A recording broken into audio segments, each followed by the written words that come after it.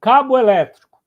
Cabo elétrico aqui é um capítulo especial, eu dediquei 2 slides para cabo elétrico, por 2 características particulares de cabo elétrico. Primeiro, individualmente, eles são os itens mais caros de uma instalação elétrica. Onde a gente mais gasta grana de material elétrico é em cabo. E 2, o cabo ele está na instalação inteira. A gente tem centenas, milhares de metros de cabos numa instalação elétrica, dentro de eletrodutos, em bandejas, em leitos e perfilados e assim vai. Portanto, se a enchente atingir o cabo elétrico, nós estamos falando de um componente que centenas ou milhares de metros dele foram atingidos pelo líquido da enchente. E aí, o BO para lidar com isso é muito grande. Desmontar um quadro, lavar, secar e remontar, claro que dá trabalho, claro que é um problema, mas está localizado. Agora, imagina você trocar milhares de metros de cabos numa instalação elétrica que todos foram afetados pelo líquido da enchente. Então, como é que rola com cabo elétrico? Primeiro, quando aquela água contaminada, vamos chamar assim, se ela atingir qualquer elemento metálico do cabo, esse elemento pode ser o condutor metálico, pode ser a blindagem metálica, pode ser a armadura metálica de um cabo. Então, se aquela água contaminada atingir um componente metálico, primeiro, ele já vai estar sujeito ele próprio à corrosão, ou no ponto em que ele está ligado a um conector, aquele ponto passa a estar mais particularmente sujeito à corrosão. Falei da parte metálica. Agora vamos falar da parte não metálica de um cabo, isolação e cobertura, por exemplo. Esses componentes do cabo não metálicos podem ser degradados pelos contaminantes químicos que tem naquela água. Dependendo do agente químico que está naquela água contaminada, ele pode ou não atacar o PVC da isolação, o EPR da isolação, o PVC da cobertura do cabo e assim por diante. Então, esse ataque vai ser mais ou menos agressivo dependendo de qual é o contaminante que está naquela água da enchente e qual é o material da isolação e da cobertura. Falando do caso mais comum de cabos de baixa tensão, que a isolação é em PVC, e quando é um cabo 1kV, geralmente a cobertura é em PVC, o PVC, de modo bem geral, ele é um material bem resistente a agentes químicos. Então, no caso de uma exposição àquela água contaminada de uma enchente, a tendência é que o PVC resista bem, exceto se tiver uma desgraça lá química naquela água, e aí ok. Mas, genericamente falando, o ataque químico, o PVC e mesmo o HEPR, XLPE, genericamente falando, ele vai acabar dando conta do recado. Então, em relação à isolação e cobertura, eu vou dar um certo alívio em relação ao dano que a enchente pode causar na isolação e cobertura pelo ataque externo. Agora vamos lá.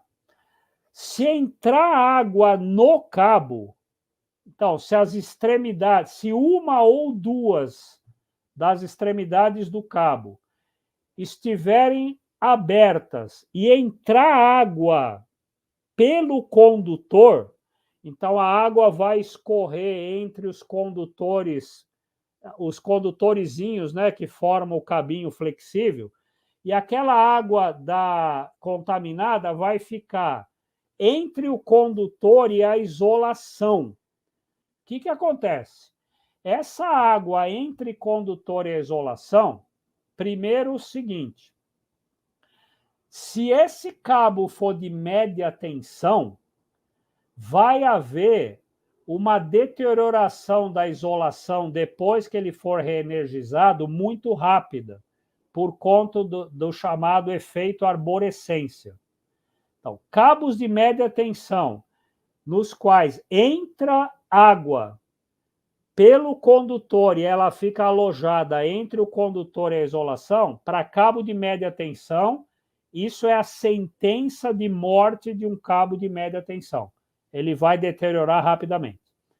Se o cabo é de baixa tensão, esse efeito de arborescência é mínimo, ele praticamente ele não acontece. Ele levaria décadas para ter um efeito arborescência num cabo de média tensão.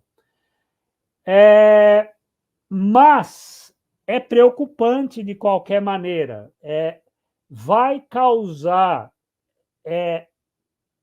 de alguma forma, problema numa conexão, mesmo que demore, vai causar, se não uma redução na resistência de isolamento completa que leve a um curto-circuito, mas vai causar uma redução rápida na resistência de isolamento e vai aumentar muito a corrente de fuga.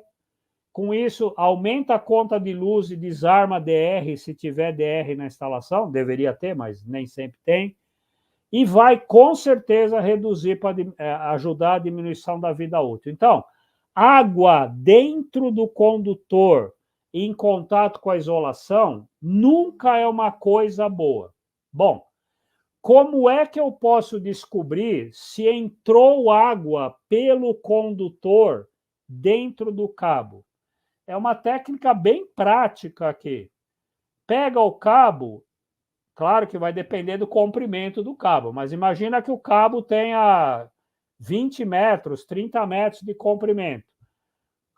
Corta o cabo, tira o cabo lá, corta 5 metros dele, ou 3 metros dele, qualquer coisa assim. Corta um pedaço do cabo. E olha, sai água, tem água ainda, 3 ou 5 metros depois que você cortou o cabo, ainda tem água nele? Ou não tem água, mas está bem úmido? Ou então, não tem água, mas o condutor mudou de cor? Era um condutor de cobre, ele ficou marrom, preto, ele mudou a coloração do condutor. Opa, isso não é boa notícia. Arranca mais um pedaço, corta de novo, olha outra vez. Continua tendo umidade ou água, ou o condutor mudou de cor. Arranca mais um pedaço, faz mais uma vez. Continua, inutiliza aquele cabo. E todos os que estiverem naquele eletroduto, ou seja lá o que for. Então, se ainda tem água, ou está úmido, ou mudou de cor o condutor, descarta o lance todo daquele condutor. Isso vale para um cabo que está instalado na obra e vale para um cabo que está no estoque da loja que foi atingido pela enchente. Ok? No caso do fabricante de cabo, pode ser também montador de chicote, né? É uma outra atividade também. Tem o fabricante do cabo e tem o pessoal que compra cabo e monta chicote. Ou distribuidor de material, ou revendedor, ou lojista, que tiver cabo em estoque que foi atingido, faça esse teste. Pega lá a bobina, pega lá o rolo daquele fio que foi atingido, corta um pedaço, vê se tem água, vê se mudou de cor. Legal. Não, está tudo certo. Mas como você é um fabricante, como você é um distribuidor, faça um ensaio de resistência de isolamento, passa um Megger nesse produto. Claro, você tem lá 2.000 rolos de fio que foram atingidos na tua loja ali.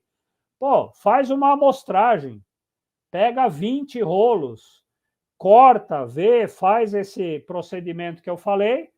Tá legal esses 20 rolos? Beleza, não vai fazer nos 2.000, mas faz em alguns para você ter uma confiança de que você está entregando um produto idôneo, um produto limpo, seco, aprovado, que vai funcionar para o seu cliente.